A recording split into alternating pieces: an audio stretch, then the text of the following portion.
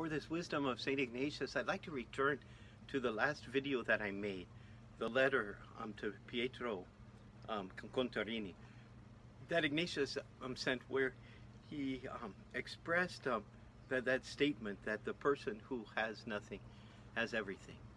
And I think it's worth returning to that because we in our society, I think, are profoundly wounded.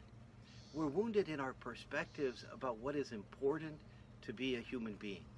And we're wounded precisely because we've grown up in a society where, unlike any previous society, we were marketed to from a very, very, very young age. Marketed to in very effective ways to identify what we have with our happiness, to identify our desires for something, and when we get that something, then we are happy. And then immediately, or even at the same time, we're marketed for other things which promise in one degree or another our happiness.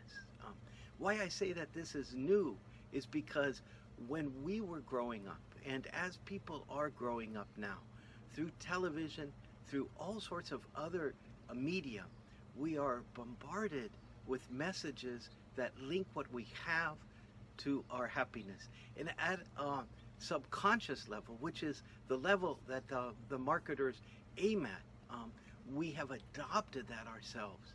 And so this profound wound, because it is a way of robbing us of our happiness, because every time that we're exposed to an advertisement, there's a chance that we will buy into that, that we will identify what we have with what makes us happy. And we know at a conscious level that that is not true, but at an unconscious level, we carry that wound. And so the words of St. Ignatius and his example, and the example of those first companions, and of course even more, the words of Jesus, which he was imitating, and the life of Jesus that he was trying to live, teach us that we really will not be happy by what we have. We will be happy in a relationship profoundly open to God, and where God becomes the center of our life. But to get to that relationship, we have to heal the wound of possession and happiness.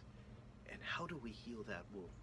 Well, I think Ignatius gives us that example in the Principle and Foundation, where he says we have to look at everything in terms of what it can help us to get to the kingdom of God. And if it can't help us, then we don't even desire it. We don't even want it.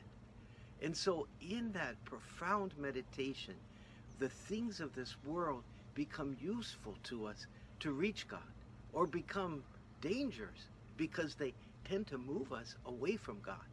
And so that becomes the criteria.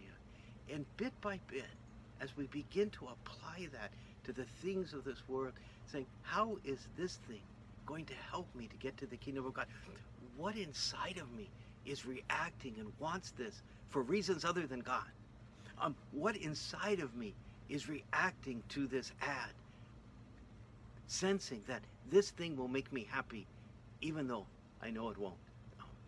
I think about my childhood, and I remember that there was something I wanted for Christmas very much because I saw it on television. It was Tony the Pony.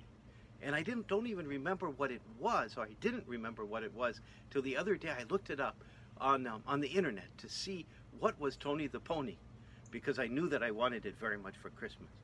And I was impressed with my taste, which was quite expensive at the time. Tony the Pony was a little tiny horse that had a battery, so you could drive around on this tiny little horse. And this was in the early 60s. I was quite impressed that I wanted something so expensive, and I wanted it badly. I don't even know if I ever received it. I don't know if I didn't receive it, what I felt. What I know now is that for me it symbolizes all of those things in my life that promise me happiness if I own them. And it symbolizes for me the wisdom of St. Ignatius to say you don't need those things. What you need is God. And that's the wisdom of St. Ignatius for today.